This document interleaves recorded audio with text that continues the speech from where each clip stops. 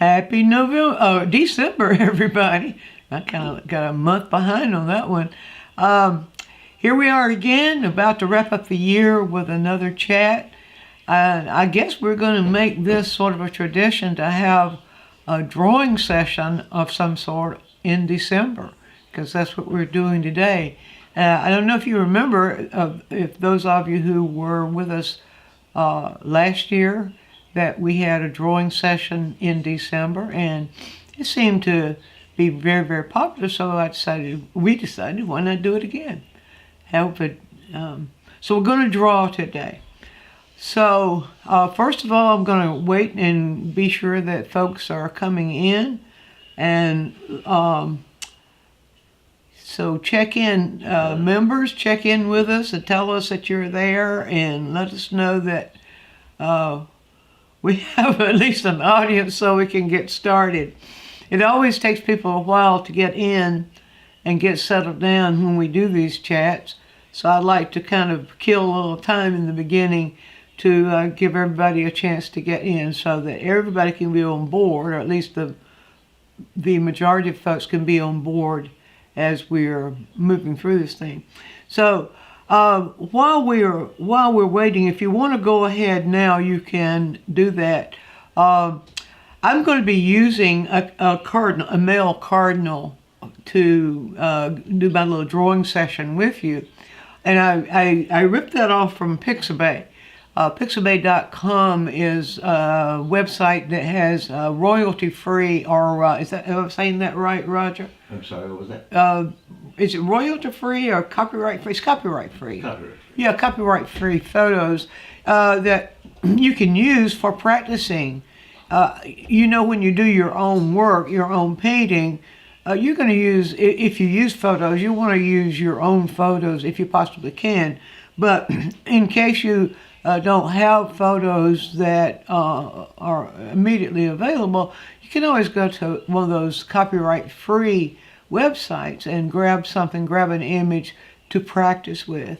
I think that's just a good way to go. So over at Pixabay, if you have, go over there, and if you want to search for male cardinal, grab an image. You don't have to be working from the same one I am, but just so that you will have an image there that you can use if you want to draw along with me. I really do like that idea that while I'm drawing, you can be drawing too. Now, I don't want to give you the idea that you're copying what I'm doing. The idea is that you're following the practices I'm following. The types of things that I do to make drawing work are kinds of things that you can do too. And so that doesn't happen with copying what the teacher's doing, but it has to do with learning the skill. What is the skill that goes into that? And I see folks coming in now. Claudia, Patty, Linda, Matt, Rich, Maurice, everybody good.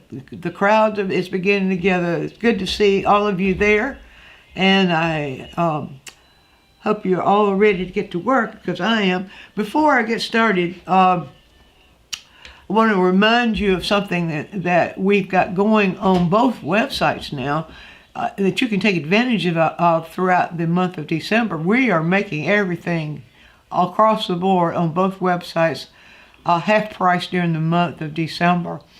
So if YouTube can throw these commercials in midst of what we're doing here, I can do my little commercial too.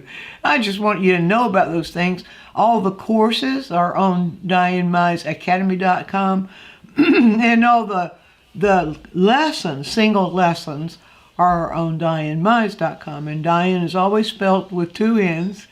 So if you want to take advantage of that, you can stock up on these now while you can get them at half price, and study at your own convenience. They're all self-paced. They all will allow you to take them on your own time, at your own pace, and not feel like you've got to meet a schedule. So there's that for you. That's our gift to you for the holiday season. So I hope you'll take advantage of that. All right, to draw, Roger. Oh, by the way, behind me, before I start that, you see a Van Gogh drawing, and Roger has two of these Van Gogh drawings that are quite charming. Van Gogh had this sort of charming approach to drawing and to painting, and so we thought that would be very appropriate for a backdrop behind me. Pardon me, we're going to have those frogs again today. I feel it coming. So, Roger's got the camera, a second camera set up so that you can see what I'm doing. And Roger, if you want to, let's go ahead and let's get the drawing pad on the screen, and I'll just go ahead and get started, because drawing is so much fun. I think drawing has a bad rep. So many people think that drawing is about having to squeeze a pencil and meticulously trying to get an image right. That's not what it's about at all. Drawing is about discovering what you see and finding ways to make your pencil in your hand follow what your eye is seeing. And so that's what I want to be emphasizing with you as I'm doing this. Now, when I start to draw, I always like to have several sharpened pencils available. And so I usually will have at least 5. And so if one wears down, point gets, so that it's not doing what I want it to do anymore, I can just quickly reach over and grab another one. Now, if at home, I also have a pencil sharpener nearby that I have either the choice of grabbing another pencil or sharpening it. Erasing. Well, people usually erase because they think they've done something wrong. And I don't really advocate erasing, especially when you're doing the discovery part of drawing. Erasing is, in my mind, not created for taking away mistakes, but it's a way of editing towards the end of the drawing, or somewhere along towards the end if you're working for a finished drawing. And for that, most of you are probably familiar with a kneaded eraser. These little kneaded erasers come in little rectangular blocks, but you can turn them over like this, and all of you probably know that already, but I'm going to show you in case you don't. And always have a clean spot. And one of these will last a long time. One thing I love about the kneaded eraser is it doesn't make all those little shards that the regular kind of eraser does make. And so I will often use one to clean up a drawing if it gets smudges on it while I'm working towards the end. Or in the case that if I start out, usually I'll start out with a gesture drawing, so there might be some lines there that are not helping the drawing at all that I'll just want to lift out when towards the end. But that's the kneaded eraser. The only other eraser that I very rarely use, I have this little click eraser that it's this little white eraser that doesn't scrape up the surface of the paper. It's a very smooth eraser. So if something were to happen where I needed to do some serious repair, then that's what I use. Very rarely use that though when I'm drawing. And then the other thing, this is a hockey brush. I say hacky because that's what some people call it. But this is made of goat hair, and you see it's very, very soft, and it's really good for just sort of keeping the drawing surface clean if you need to. So that's all you need, really, except pencils, paper. The paper for just the regular study paper that I use for mostly doing studies is, I'll show you this particular pad. If I can get that down, you can see this is made by Strathmore, and it's a Strathmore drawing pad. It's acid free, which is very important for your drawing, because if a pad is not acid free, your drawing can turn yellow in time, and nobody wants their drawing to turn yellow.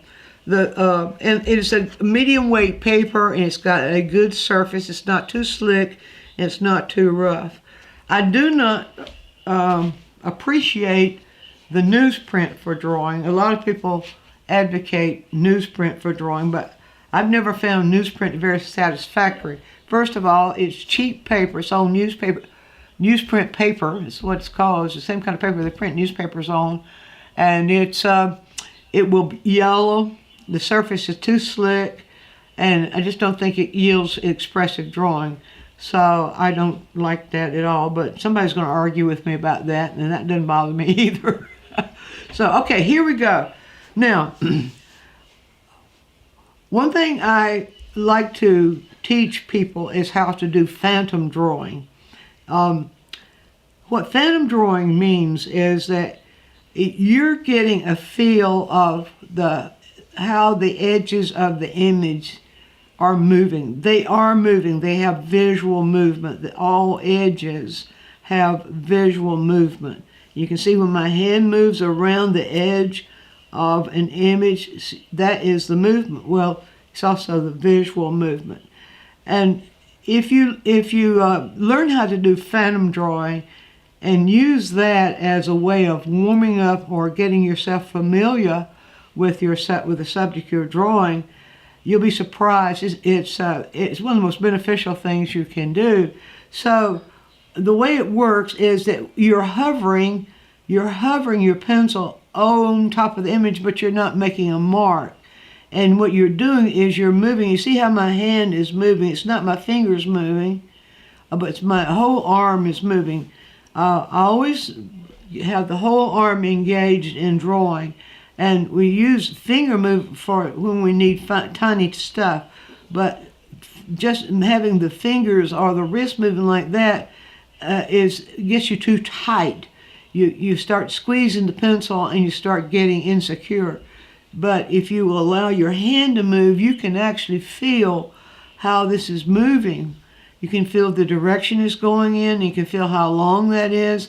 And the feeling it and experiencing that feeling of it in your arm, it creates a memory, sort of a muscle memory, connects with all the nerves that go up to your brain. I can't tell you all the stuff that happens, but anyway, that is very, very helpful. So you don't have to take the whole thing at once. Sorry about that. You just can take sections. But you see right here, I'm just moving along the edge, sort of trying to feel what that movement feels like. Which direction is it moving in? Does it have a curve in it, or is it a straight edge? And how long is it? How short is it? And I might stop here, and then I might come down this way, and I might continue that, hovering the pencil over that edge and allowing the pencil to move. You notice I move back and forth like that? Well, that's that is a part of what Kimon Nicolaides taught back in, actually, it was about the time I was born when his book was published. He was a master of gesture drawing, a master of drawing, and he taught this gestural method of allowing the pencil to explore, not just make a line to represent an edge, but to explore the edge. And you can explore that edge by moving back and forth. And there's no particular place where you have to stop or start. Usually when an edge turns and changes direction, it's kind of a logical place to stop when you're exploring the movement of that edge. So I will explore it like this, and then you see it changes direction again. So far, most of these edges have felt straight to me. This has a slight tilt. This doesn't tilt quite so much. And then this has a little bit of a turn, a little bit of a curve, but not much. And then it almost is almost a straight up and down direction, almost vertical. And then the direction turns again, and then it begins to move in this direction. Then the direction turns again. I got a very short horizontal movement right here. It turns again, and we got lots of little textural stuff down here. And so when you're doing where you're doing the phantom drawing, you're simply exploring the movement of the edge. If you want to do that with your hand, it helps you to feel how that textural stuff is the direction it's moving and what it's doing. But be sure your hand continues to move in this direction too. So you see here, we're kind of moving in two directions at once. We're pulling the hand in this direction while we're making those little textural things happen. And then get over here and to continue with the shape. Now, remember that drawing is not making an outline. I hear people say that, and I can't help but cringe. Outline is, drawing is where you're discovering what's there. An outline is simply a hard edge diagram. And we're not making diagrams, we're making drawings. So there's that. Now, here, this part goes this way, and then it turns and it goes back up here. And that feels very, very soft little texture as it's going up there too. And here I can stop and explore this movement and this direction. And you see it's moving sort of in this way, like that. And I can feel it. And you notice that my fingers are actually gliding on the image. That helps, especially when you're drawing flat, such as I'm doing now. But even when I'm drawing vertically, I allow my fingers to kind of glide, and that enables me then just to hold the pencil and let the pencil move and hover. And the gliding of my finger against the paper actually feels that move. And then I come this way and I do the same thing. I apologize for the frog. I'm going to quit apologizing every time I clear my throat and just do it, okay? So, and then here you can go back. You don't have to just keep going all the way around. You can actually stop when you're drawing. You go back to other places, like here, for example. You see this little movement here, and then you can go in this direction, in this direction, in this direction, and this way, like this, and then we can go back up. Notice also what's really marvelous about images is every edge is moving in two directions. It's moving, I always call it forward, backward, and forward along whatever tilt that image, that edge has. So this is going, we would call this forward, or you could call it moving down, forward, backward, and forward, like that. And then we have this one, this moving this direction. Now we see this connects right in here.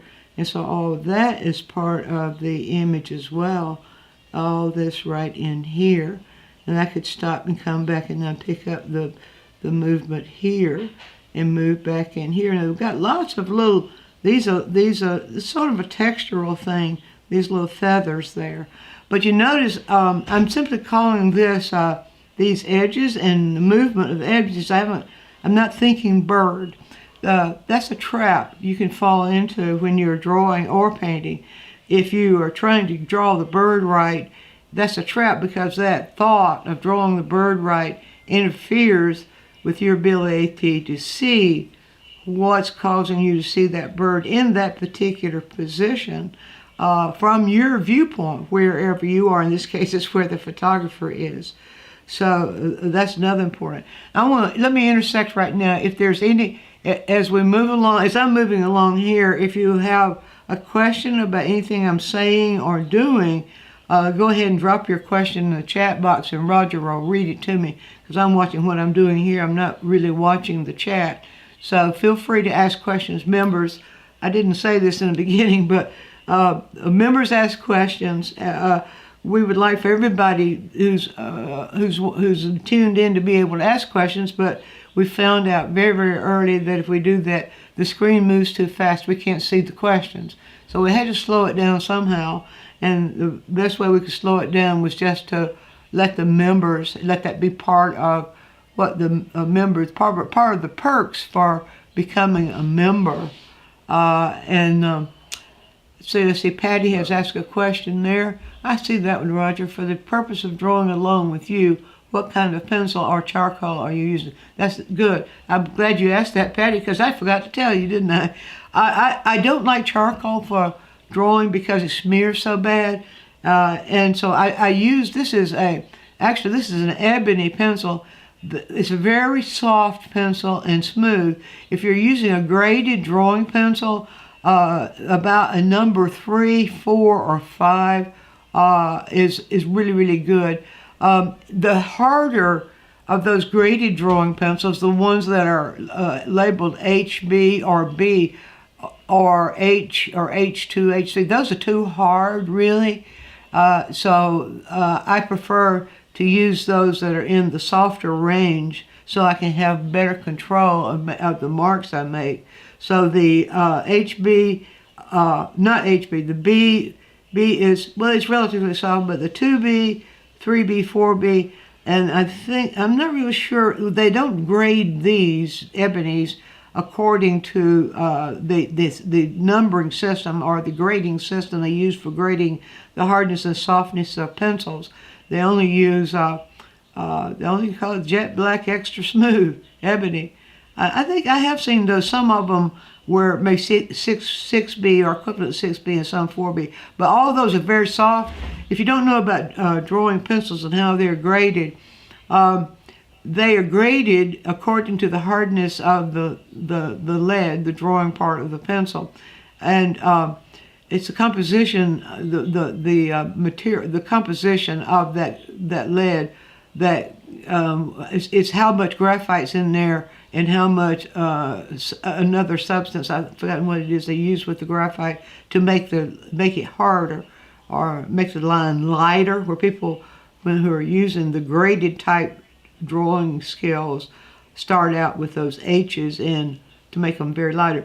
The H is the harder ones, and they go up the scale. The larger the number, the harder the pencil. Like the 2H is hard, 3H, 4H, 5H, 6, and I think some of them going all the way up to maybe 10 or 12. And the sequentially, the higher the number, the harder the pencil. In the other direction is B. And sometimes some companies will use for the one in between of the hardness of the softness of the pencil, some companies will use the F. And some companies will use HB. And some companies will just go from B to H. H to B. B meaning soft. And then the higher the number sequentially in this direction, the softer the lead in the pencil. If you don't have anything, if you have like a 2B drawing pencil or office pencil, whatever you have there, that's fine for what we're doing now or what we're doing today. But for just general, I order these they come in little boxes, a dozen each, and I'll order these by the box because I go through so many of them.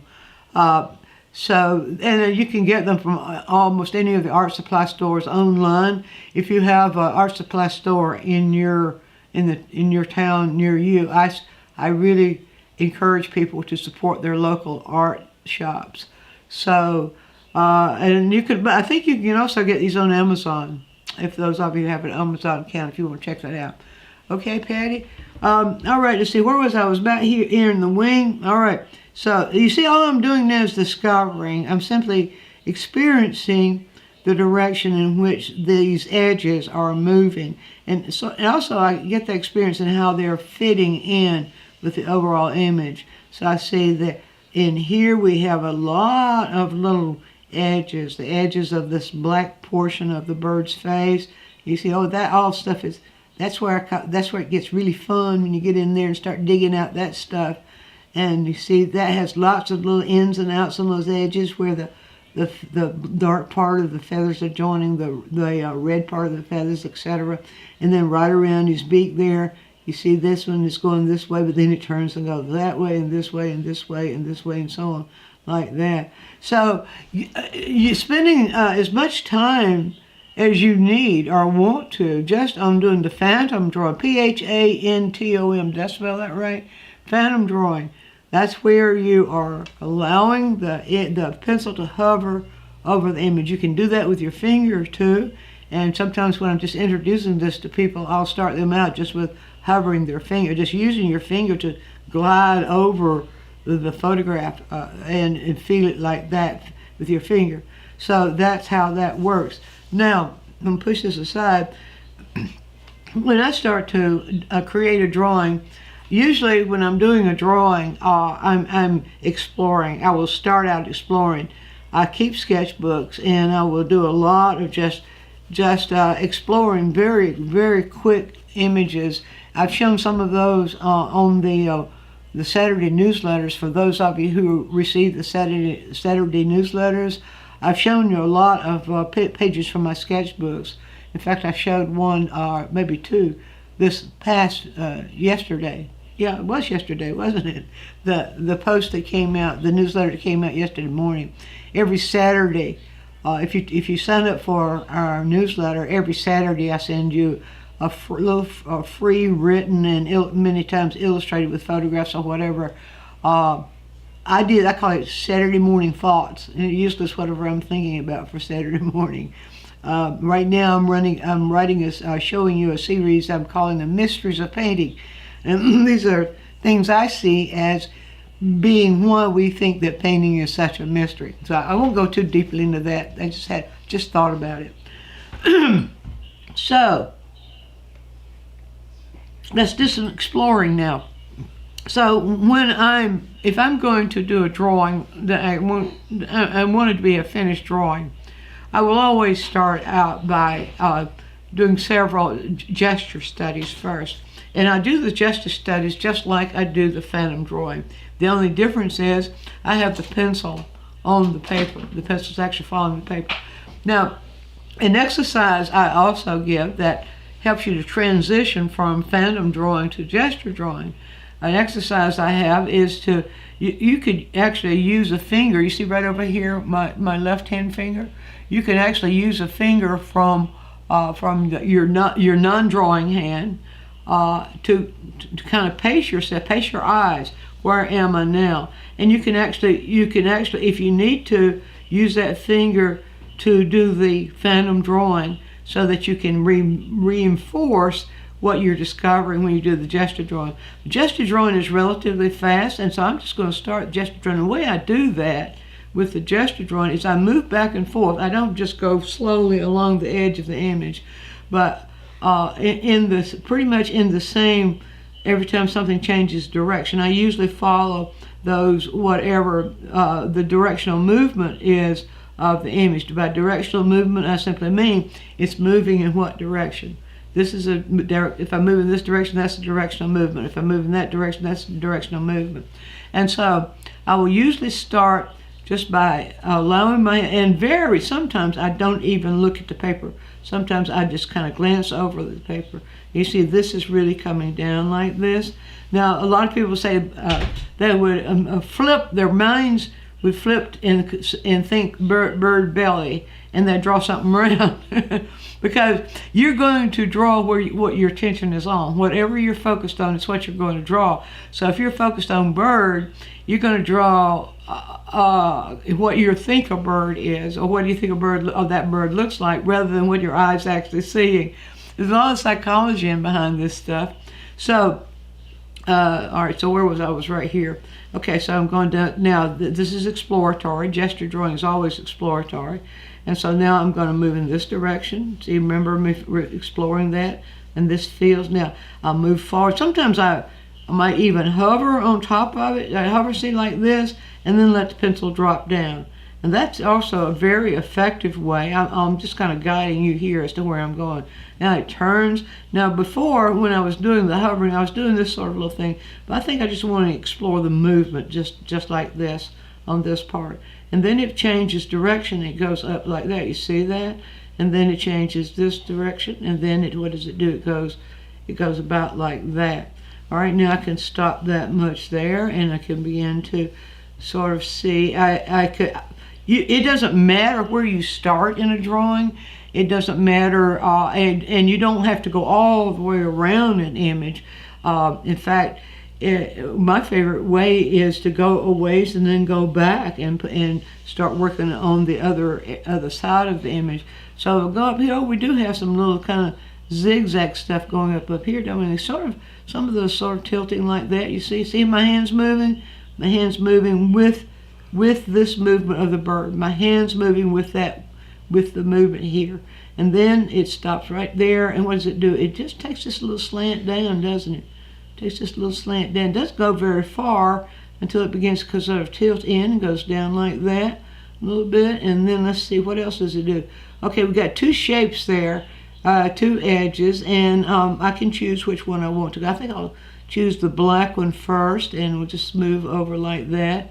And then it curves down a little bit like that, and then it kind of scoots over like that, and then it scoots over like that a little bit, and then it turns again. It's not very distinct at all, and then it turns this way, and then it comes down this way, and then it turns this way, and then it comes straight across like this, over into here, and let's see what happens over there. Over here, it's coming down like that. It turns and goes in this direction like this, and let's see what's happening in the center now.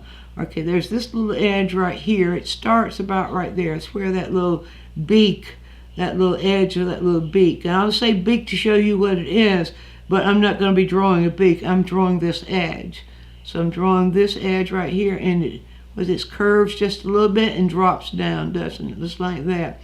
And it doesn't go down very far, and it gives a slight little curve right here over to about right there. Turns and goes up like that, turns back and goes sort of like that, like that, like that, like that. Let's see, did I get that over far enough? No, maybe like that. Okay, now let's see what else are we going to do in here. We're going to find this little edge right here that goes over like that. Then we got some little shapes doing stuff with that. This little wing. Now, this almost looks like a continuous. This, you can see, sometimes you see this in images, you'll see a direction that's continuous.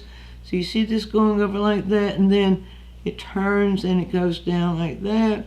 And you notice I'm keeping these lines relatively light. I'm not pressing, I'm not squeezing. I'm allowing the pencil just enough pressure in my hand to keep that pencil from falling out of my hand, and I'm allowing the pencil to sort of glide over the paper, but not pressing hard, just letting it gently glide just enough to leave evidence behind.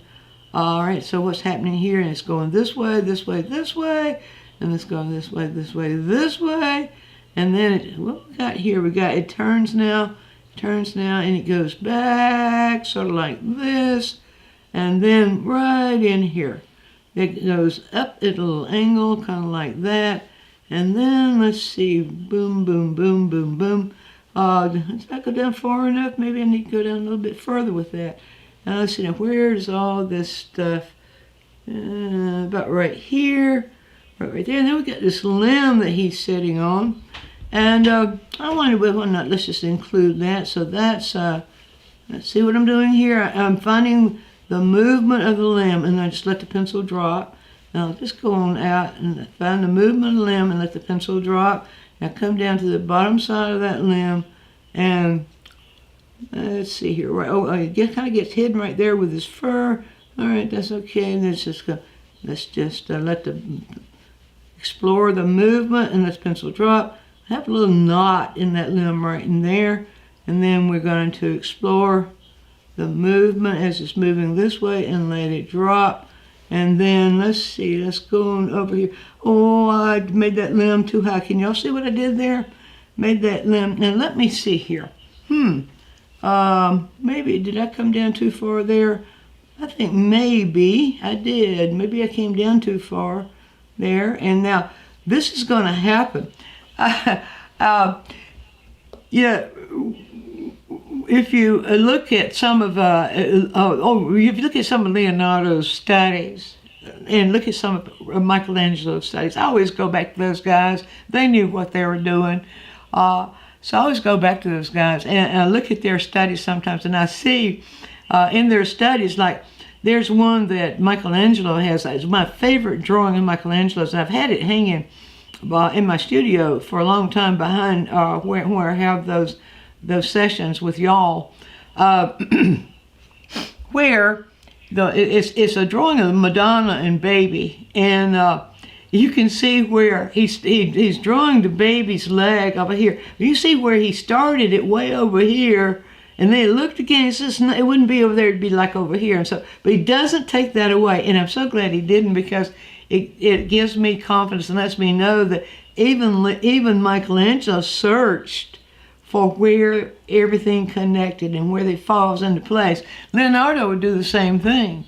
So if this tells me I somehow in the drawing of it, all I did was come down a little bit too far right there, which is no big deal. So what I can do there, let's go over here and let's just extend that limb there. Now I could, a lot of people would erase the limb and put it back in. Well, I don't see any reason to do that. Let's just see, because it might be that I put the limb in the right place and just made this bottom part of the bird a little bit too long. So, and here's what Michelangelo would do, and I think he probably is a good one to follow. I don't think I can go wrong by following what Michelangelo did. So what I'll do is I'll just restate. This is called restatement. I'll just restate that line. I want to see what happens there. It actually does something like that, doesn't it? When it goes, and that comes on down like that and over like that, more like that. And so all that stuff sort of fits in there. Now, if I wanted to, I could now, Michelangelo didn't do this. I'm not even sure they had erasers back then. I don't know. Anyway, see, that really is more in proportion to what we're looking at there anyway. All right, so that's great. I'm glad you saw that. And there will be more of that too. So don't think for 1 minute that any of us who have proclaimed ourselves a professional artists, don't think for one moment any of us get it right the first time. We don't. We search for what's there, and sometimes we may get a line a little too long. Sometimes we may get proportions a little bit off, but that's part of it. And sometimes we just choose to leave it that way because maybe it gives it a little bit more character. Okay, let's get over here now and grab this tail. Now that I've got that. I need to get that lemon top side. Let's see what's it doing up there. Oh, there's that nice little twig coming down there. We might want to include that nice little twig in there. I don't know what I want to include. Right now I'm just searching. So when I'm searching an image while I'm drawing, to me it's a treasure hunt. It really is. It's a treasure hunt. I don't know what's there. I'm trying to discover what's there, and this is my way of discovering what's there. So you can put stuff in, you take stuff out. That's what we do. All right, so let's see here. Now I'm going to go in. Let's see what's the make that. We won't worry about that right now. And so I'm just going to come down here. This seems to be coming in this direction right here. Okay, I'm going to drop that in like that. Is that coming down? Let's make it a little bit longer right there. It has a little bit of a curve there, and it turns and it goes up there, doesn't it? Turns and goes up like that. And what else does it do? Look at that. It turns and goes in, and there's another little part that sort of does this like that. Then it turns and it goes in. It goes in like this, and then it turns up like that, and then it right in here connects right in here, and this almost comes straight down right here. See what I'm doing there? I hover it and drop on it. Hover it and drop the pencil, and then it comes down right there, and it sort of does something like that. Okay, now I have studied. I've done my first study, you might say, of what these edges are doing. Now, at this point, what I'm going to do, usually, let me say this, to say something else here. Usually, if I'm studying a bird, especially if it's a commission, or if I'm studying something that's for a commission, if it's a commission painting, I will do a lot of these kinds of studies of the images that are going to go in the painting, because I want to get to know them better. I want to get to know them really, really good. And I just get fascinated with what all these parts that make an image work and enable us to see an image the way we see it. So we won't have time. I don't have time to show you in this session that I would do several of these, just like that, and maybe faster than that. But I'm going to skip that part now, and I'm just going to move towards, suppose I want to do a finished drawing of this. In this particular photo, the cardinal itself is in an overcast light. Obviously it's snowing, and I cropped this photo out of a bigger photo where we can see more of the tree and the snow. But it's snowing, it's gray, there's not a lot of light shining on there. It's not a strong light source, so we don't have a lot of light and shadow here. All we have are little definitive shadows. When it's overcast like that, and the light is very subdued, usually most of the image is receiving the light from the whole environment or from the whole sky. If it's not raining or not snowing, I believe it is snowing in this one. Yeah, it really is. It's snowing in this one. So the snow is coming down and is obscuring that light too. And so the bird's image is going to be reflecting just a little bit of all that ambient light that's coming down. And what we do see, it's a very slight shadow down in here. And that makes sense because the parts that are turned under, away from the light, are the ones that are going to be darker because they're in more shadow. And see that this turns over like that. I believe it's catching some snow right there. So what I'm going to start doing is I'm going to begin to sort of define some shadows and some edges and show you. I'll see what I can do. How much time I've got left? Okay. To what I would do to do a finished, what I might call a finished drawing of this bird. And so what I might start then, I can just start where I want to now. The way I like to do finished drawings, I like to work with the shaft of the pencil and create gradations with the shaft of the pencil. Just get over here and show you. What I do is I work on this part of the pencil right here. Am I showing you that? Right there. Let's see if I can get that a little bit closer. Yeah, right in, where am I? Okay, there. This part of the pencil, the shaft of the pencil, is where I work. And now sometimes I'll work, I'll bring the pencil over like that, and I'll wear down on the pencil a kind of a flat spot about right in here, like that. And that will give me ability to get value gradations. So let's see now. Let's see. I'm just going to begin to sort of define some value areas here, kind of like I would if you weren't watching. If I'm just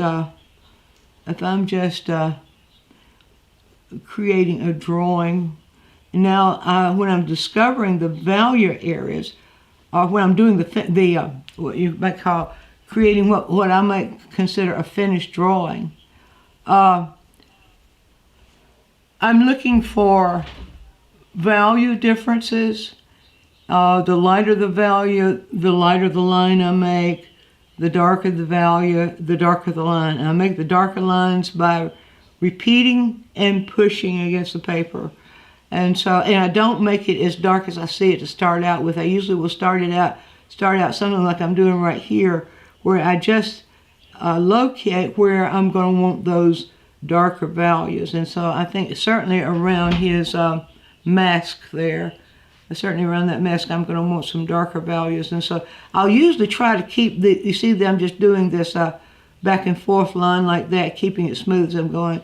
I usually try to keep those moving pretty much in the same direction, because it makes it more coherent to look at. It doesn't look, it makes it look too much like patchwork if you just, turn your pencil around in all directions and make that line going in all directions. So I usually like to keep that line moving in the same direction like that. So we'll just define that mask first of all. That is not as dark as I want it in the long run. Now I do see under his beak here some shadow, so I'm going to make a lighter shadow area there, and I'll make a little bit more of a shadow area in here. Now as I'm coming around the edges, the environment that he's in drawing, sometimes I just use the blank paper and just let it exist in the environment and allow the untouched paper be the environment, which is what I probably do today because we're lacking in time. But I do want to see what we got here. These are moving in this direction. These and so to get these textural strokes like this, I'm going to need to do a little bit of changing direction. So what I'll do there is I'm going to throw these in this darker area I'm seeing in here, and I'll just let my hand. You see how my hand is moving? Let's let my hand move back and forth like that. Sometimes if it's a smaller area, I let my fingers do that. But if it's a larger area, I'm going to let my hand do that. Now what I'm seeing there is that little shadow area goes up to about right in there. So this is going to be darker in this area right in here. So let's just do that. Just in this, I'm indicated now. All I'm doing now is making notes to myself about what I want to happen in the shading. People call it shading. I always like to think of it as just creating the shadows and lights and the textures. And maybe shading is a shortcut way of saying that. But anyway, all right, let's see. I'm going to have to kind of move my pad around a little bit so I can have a little bit better access. Oh, you need to see this. All right. All right, now this is very dark on the tail in here. This little dark part right in there. So I'm just going to give that some shadow treatment, just using that repeated back and forth. It's kind of a hatch line, but it's connected. Yeah, I think it's more of a type of massing the whole structure than it is anything else. And let's see, and I'm going to keep that moving in the same direction as it goes this way, just for the note taking right now. All of this, you might think this is light right there, but it's in shadow. That's the bottom side of his tail there is in shadow. So we're just going to quickly indicate that as being in shadow. And I got to keep my eye on the time on this. And I said, so we'll, all right, just come back in here for that. Now see what else is going on now. Right in here, part of that wing is in shadow and part of it's in light. I think I'm going to use this. I'm going to move with the direction of the wing on this. Usually sometimes the stroke needs to move in the direction of the subject. Sometimes it needs to move in, needs to repeat the direction of the rest of the strokes. But that's just your judgment. It's what you feel it needs. Okay, so now up here, this falls in. All this is really falling into shadow right in here. So let's just do that right here under his beak there. All that's falling into shadow right in there, and then it comes down a little bit, and then it kind of falls into light. So we're going to let that happen like that. And this is going to have to be darker in a moment, but I'm not doing that now. I'm just making notes to myself about where those darks need to be. I think I said that earlier. Just making notes to myself here. Okay, now what's going on up here? This seems to be more in shadow. This, even though it's, verticals do. When we have, when there's overcast lights coming from overhead, verticals will fall into shadow because the light can't hit them directly. Those light rays are so weak on overcast day. The light rays are so weak that that the verticals will fall into shadow. Now, let's see if I got them. I do have. That's pretty much. This is what we'd call block in painting. Is where I'm simply establishing where I'm seeing the lights and the shadows of the image. Well, let's turn it this way. Now, what we're going to do now. Let's see. I'm going to do this. I'm going to throw a little bit of Roger's note paper underneath my hand here, so that I can. And now. I don't know if you can. I don't know if you can see. Can you see that how that point of the pencil is worn down there? It's got this nice. I consider that kind of a little tool right there, that little working area.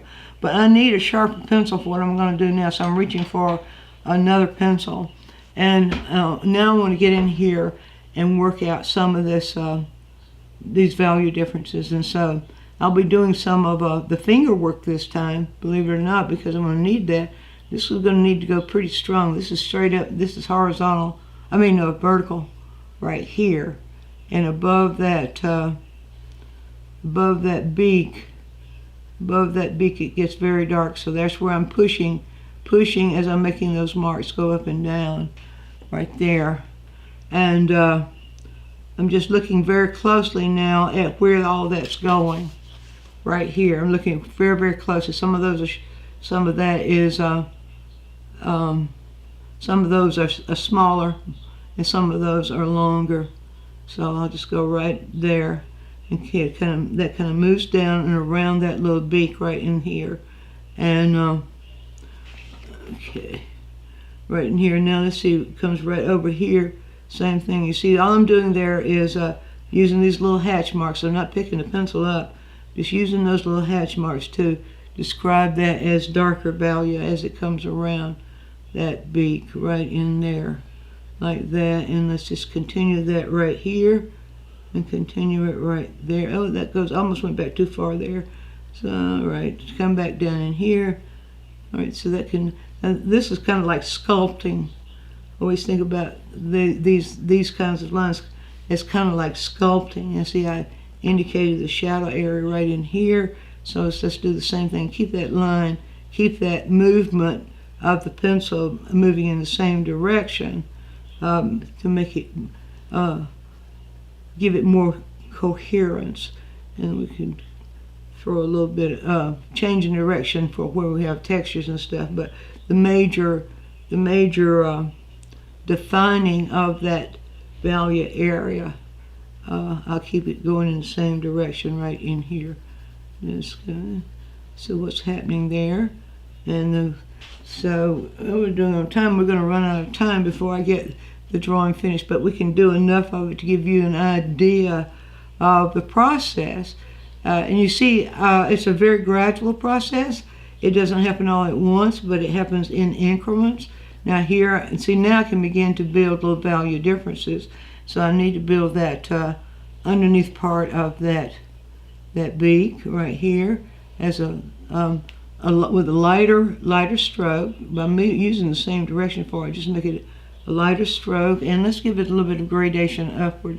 Just move the pencil up and let it just lift it up as I'm moving up, and then I can see it's a little bit more gradation in this way and this way. Now I'm going to show you something now I can do with the eraser, and this is when I think of the eraser as a drawing tool. For this one, as I said earlier, I don't use it for editing and that sort of thing, but I do use it for sculpting. And that is when if I want to pull out this light right here, you see that light I can pull out right there? But you do see it does leave this chard behind, and that's a good reason to have this little goat hair brush, little hockey brush. What was it I heard that called? A hake? Because that's the way it's spelled. All right, now let's see.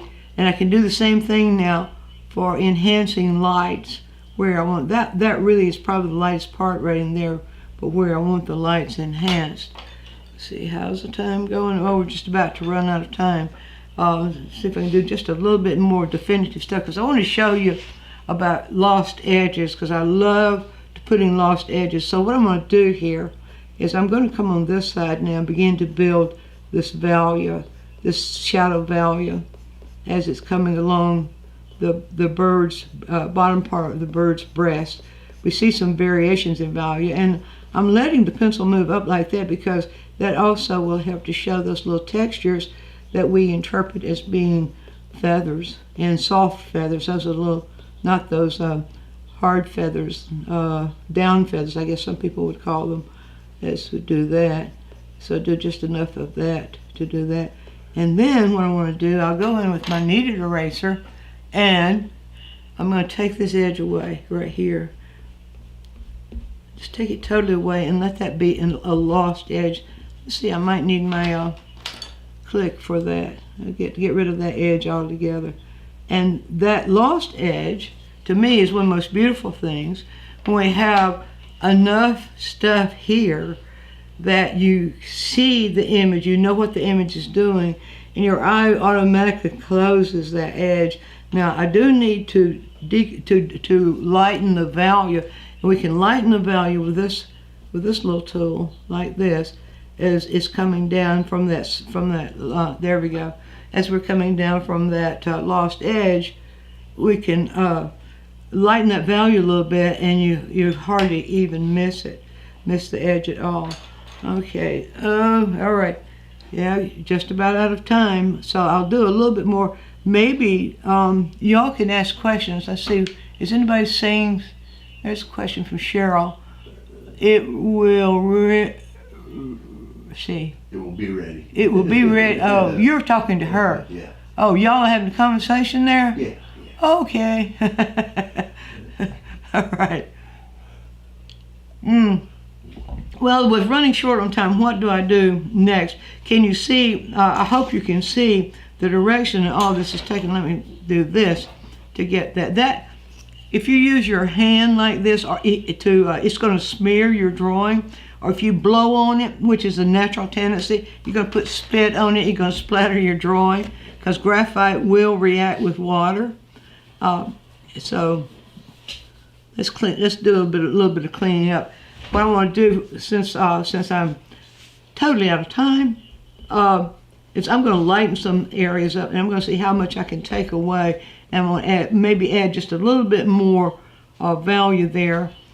But it's a process I wanted to share with you more than finishing a drawing. It's a process I wanted to share with you about how much fun this is, and how it is really just discovering what's there. You don't look for everything at once. You take it in increments, starting out with just that directional movement with the gesture drawing, as you saw me doing earlier. So you don't try to draw the whole thing. Don't try to draw the whole thing at once. But then take the attitude of, what do I see now? Well, what do I see now? Well, what do I see now that I might not have seen earlier?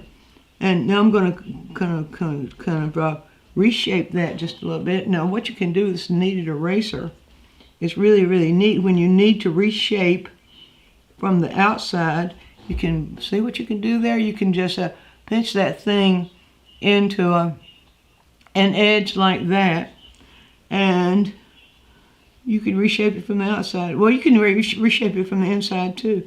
I think I would let this part right here be a lost edge right there. I'm going to bring that lost edge on down into here, and now I'm going to lighten. Let this be a gradation from this light part here on as it moves into the shadow part there. I'm going to very, very delicately lighten up that value and let that be just a little bit of gradation. I'll put a little bit more emphasis on the shadow part in here, just by moving it like this. You have to be careful now that knowing that we're running out of time, that I don't rush and do something really stupid. All right, see now, okay, lots of stuff there still over here. You can see. Let's see. Yep. Cheryl has a question. Huh? Cheryl has a question. Cheryl says, drawing has become fun for me since I took your gesture drawing course, along with your warm-up exercises. Drawing a bird contour, drawing has really, drawing has really helped me get the feel of the subject. Yes, it is fun, and it is about getting the feel of the subject, isn't it, Cheryl? It's about getting to know it, getting the feeling of it, getting the spirit of it. And don't at all think about trying to get it right. Don't at all think about trying to make the bird. Don't think about that at all. But go on a treasure hunt, a little treasure hunt where, as you put stuff down, everything you put down here allows you to discover something else. Everything we do here allows us to discover something else, and. So it's why it's very difficult for me to stop drawing, even though I know we've run out of time. But I have got to stop drawing because we have run out of time. So is there any other question now? Did any of you have any other question that you need to ask? Is anything in there that you want understanding about what I have been doing, or the reason why I have been doing what I've been doing? If it is, I hope that you will hope that you will do some exploring on your own. And this is going to be This is being recorded, and it's going to be on YouTube. If you will come onto the channel page where you are now, and you look in the menu there, you see the word live in those menu items, and you click on live, you're going to find all the chat videos there. So this one will be there, and you can watch parts of it over again and again for as many times as you like. But I do hope that you will take this to heart, how much fun drawing can be. It doesn't have to be a misery thing, and certainly this is so much more fun than putting a projection on your paper and tracing the image. That really does. Well, I won't say much more about that. Okay, that's it, folks. YouTube's going to kick us out if we don't get ourselves out. So we're going to close it down now. I wish all of you a really happy Christmas season. And those of you that are celebrating Hanukkah, happy Hanukkah season. And those of you celebrating other things, a happy that kind of season too. That's what we got there. Ellen says drawing has never seemed as fun as it does with Dianne. Ellen, it is fun. It is fun. Just take that and go with it. And then she says, thanks to Dianne and Roger. All right. Roger's been very, very quiet today, but he's been doing his job over there. All right. Everybody. Two Cottages? Two Cottages drawing? Oh, the Two Cottages drawing is by Van Gogh. The one that's behind me there? Yeah. That's one of Van Gogh's drawings. Isn't that lovely? Look how relaxed and you can see his little searching lines there. He's using a different technique than I'm using, but there are all kinds of techniques that you can use. So it's just a lovely, lovely, and lively little fun drawing. You can tell he was really enjoying what he was doing there. All right, everybody's wishing us Merry Christmas and a happy to all of you too. And we will hope to see you. We will see you next year. We'll see you in January, the third Sunday of January, for another fun something about something. Let's see. Hang on just a minute. Ann has said free book of his drawing and the Met website, the Met Museum website. Okay, y'all Google that. Ooh. Okay, gotta go. Bye-bye for now, everybody.